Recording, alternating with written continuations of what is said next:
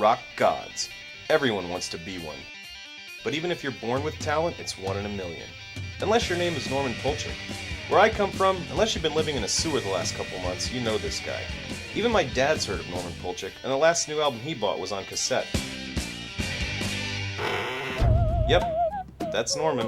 He may look like your one weird uncle the rest of the family doesn't talk to anymore, but judging by his profile, the dude must get more pelt than a fur trapper. Just weeks ago, Norman Polchik was a warehouse supervisor, and now he's supposedly getting offers from all the big labels: rock, hip-hop, country.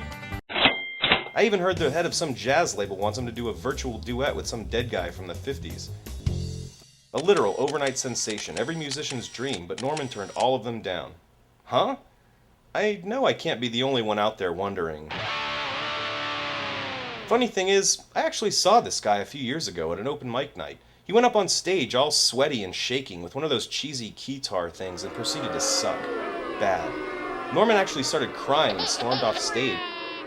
I felt bad for him at the time. Not bad enough to actually clap, but still. So, what had changed since then? I tried to find out, but oddly enough, I couldn't find a single one of his songs anywhere. What's the deal? I've always had this thing with the live experience. CD and MP3. What is that?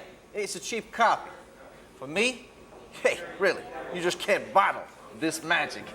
Okay, Norm, I can dig that. Sort of, I guess. So, what's your live show like?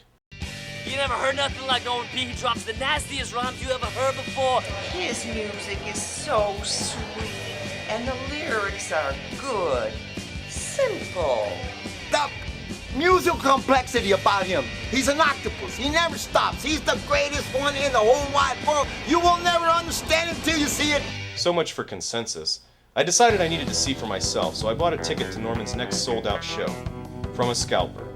For $175. With a security check that outshines most airports, my undercover investigation of the Norman show would be difficult.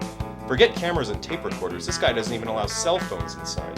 46! 47. 48! The stage manager made everybody sound off in a head count, which I thought was weird, but whatever. Finally, Norman Polchik shuffled on stage in leopard skin tights, dragging the same beat-up keytar I'd seen years before. People went nuts. I fully expected him to suck again, but he was actually good. Damn good. In fact, he was about midway through his first song when I realized it was the greatest music I'd ever heard in my life.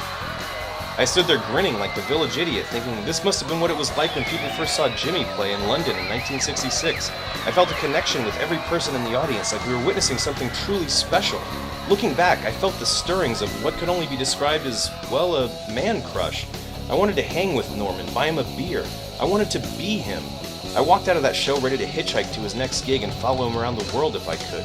When I got home, however, it was a different story. Remember how I told you nobody could get any recording devices in? Well, I got one in.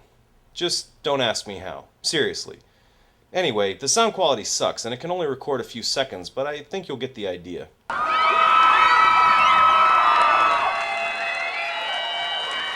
Oh, baby, baby, hang on tight.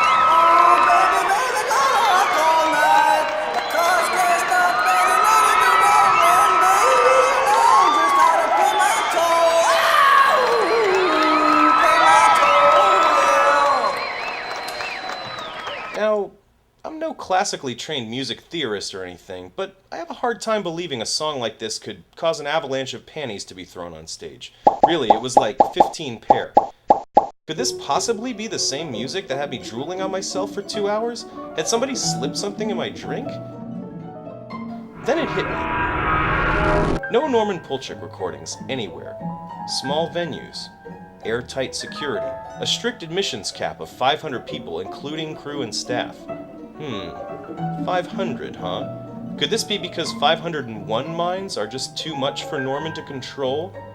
I'm sure Norman Polchik wouldn't be the first rock star ever to shoot up, but he just might be the first one who did it with Promicin.